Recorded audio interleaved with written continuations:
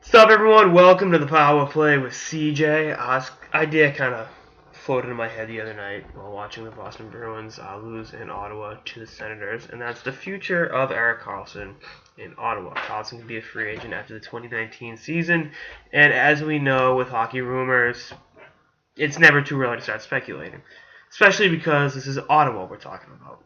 The Senators, despite playing in Canada's capital, have never really been a cap team. They've never been a top, marquee destination for free agents. And, Carlson's their best homegrown player since, ever, obviously.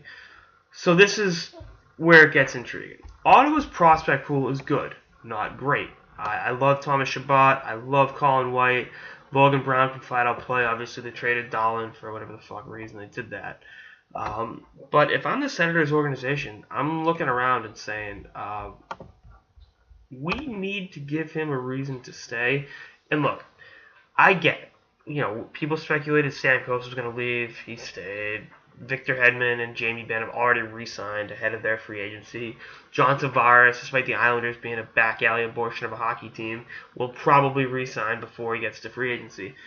And you know what? Probably happened with Karlsson. I think he loves playing in Ottawa. I think he loves that fan base, loves the city. And it's a great city and a great fan base. You can't knock him for that. But at the same time, he's going to look around and say, can I win a Stanley Cup with this team? And the bottom line is, given their track record over the last, decade since the Alfredson, Heatley, Spezza days, not really.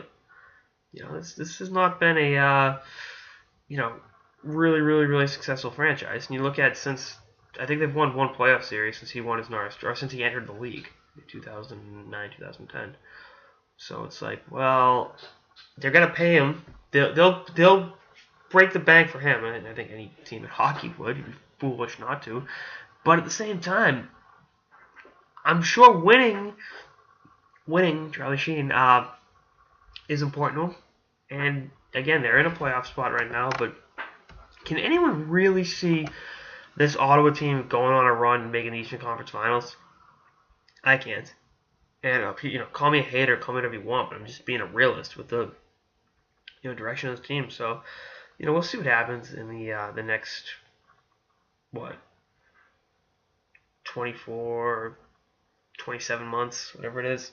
But it's time for Ottawa to step up and show Karlsson that they're willing to build a winner around him because Pierre Dorian making that stupid Alex Barros trade last week shows that I don't think this team really knows what it is. And I think right now it's a middle of the road team, and they've got some really good they've got some good young prospects, but there isn't a Connor McDavid or a Jack Eichel coming through the ranks right now.